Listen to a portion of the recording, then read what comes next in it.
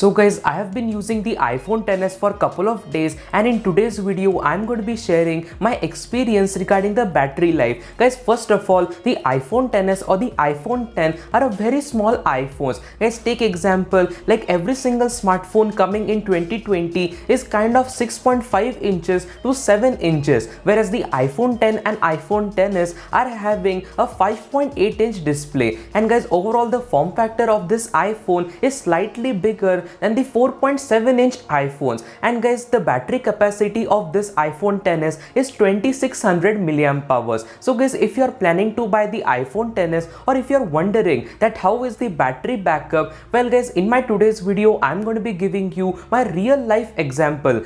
And guys, for this battery test, I'm not going to be purposely opening all of the applications and trying to see the battery drop, because in real life you are not completely expecting the battery to drop, whereas I'm going to be giving you a clear idea regarding my personal usage from morning 6 a.m. to late at night. How much is the battery capacity, and overall is this battery good for the entire day of usage? Guys, if you have not yet subscribed to my channel, then consider subscribing to my channel, because it really motivates me a lot to bring you more of this kind of videos. So guys, without any further ado, let's get started.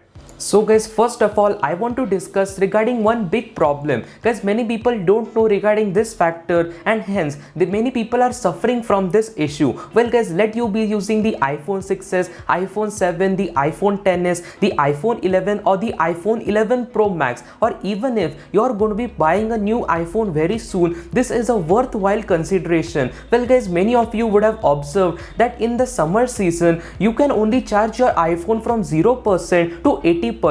Most of the times the battery charges very quickly from 0% to 80%, but after 80% the iPhone doesn't charge at all. Guys, it is happening with me and with every single iOS user, and that is because of one factor, and that is Apple knows that every single consumer that buys a new iPhone will use the iPhone for an extensive period. So Apple also wants to provide you a great battery life for a long lasting power. Guys, lithium ion technology has the drawback that after every single time it gets little bit degraded. Guys, after couple of months or after 1 year the battery starts to decay. So guys, because of this factor the battery health kind of reduces. And guys, if you have observed in the settings application of your iPhone, in the battery section there are two options. The first option is that you will get the peak performance with the most consumed battery life, whereas the second option is the optimized battery life. Well guys, pre-installed or whenever you update your iPhone, the default standard is set to the optimized power. And guys, that is because in the summer season, if you are living in area where the temperature is above 35 degrees Celsius or above 90 degrees Fahrenheit, then guys, you will suffer from this issue, because of this entire environment or because of the outside temperature, the processor and the battery of your iPhone might get impacted. So guys, because of this factor, Apple stops you from charging your iPhone above 80%. You are only getting the restriction to charge till 80%. Guys, I personally also, when I bought this iPhone, from that time I am suffering from this problem. But guys, it is not technically a problem, because it will provide you a much better battery health for a longer period of time. And guys, many people think that they have problem in their smartphone, whereas on the other hand Apple is trying to give you a extensive period of battery usage.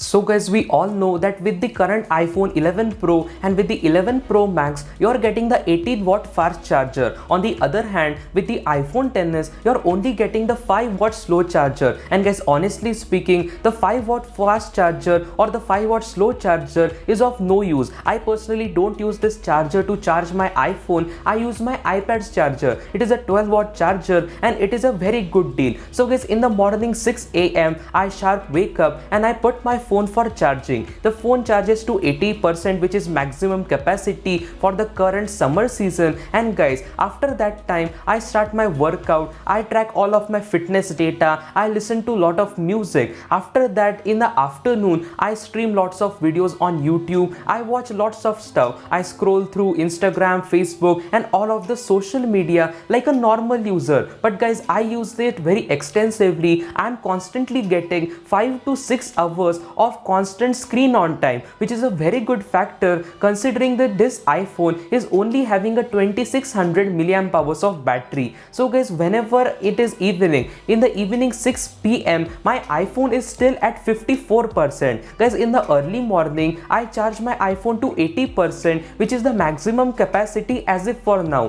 whereas after extensively using it for 5 to 6 hours of screen on time, in the later part in the evening I have still 54% battery left. So guys, from evening 6 p.m. I watch lots of YouTube videos. Guys, we all know that currently YouTube is only restricted for 480p, but I am very much obsessed with having the best resolution. So I download all of the YouTube videos externally and watch them in 720p and in 1080p because I really like to see the deeper colors, and in short I like to have the best quality out there. So because of this factor, I externally download all of the YouTube videos before watching them, and because of this thing there is definitely a huge load on my iPhone. Not just that, after downloading the big videos, I also watch the videos on that same iPhone, and that might be in 1080p, in 720p and in full volume, and this goes on for 1 to 2 hours. So in short, I am extensive user, and guys, because of this factor you will easily think that the battery will drain significantly, but guys, with my surprise, after watching YouTube for around 1 to 2 hours, still my iPhone was at 45%.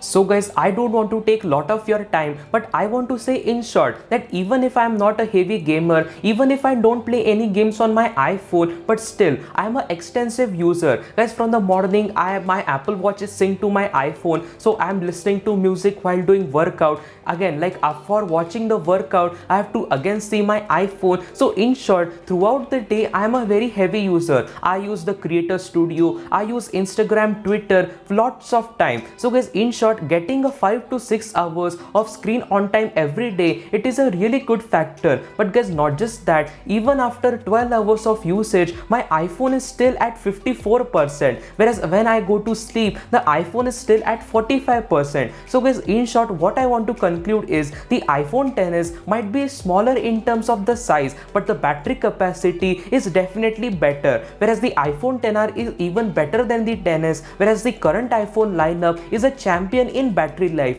So guys, even if you are planning to play high-end games like PUBG or a Call of Duty on your iPhone, still you will have 10 to 20% battery left at the end of the day. So guys, with the help of today's video, I wanted to conclude that in couple of days of usage, I have observed the two factors. First of all, the battery of your iPhone will only charge to 80% if the temperature in your region is very much more. On the other hand, even if you are an extensive user or a normal user, the iPhone XS is a all-day smartphone. And guys, if you are planning to buy the iPhone XS in 2020, you are most welcome, and this iPhone will provide you great software support and great performance at least for 2 to 3 years. So guys, thanks a lot for watching this video, and if you like to stay updated regarding Apple's ecosystem, then definitely consider subscribing to my channel, and I will meet you with another beautiful video. Until then, peace.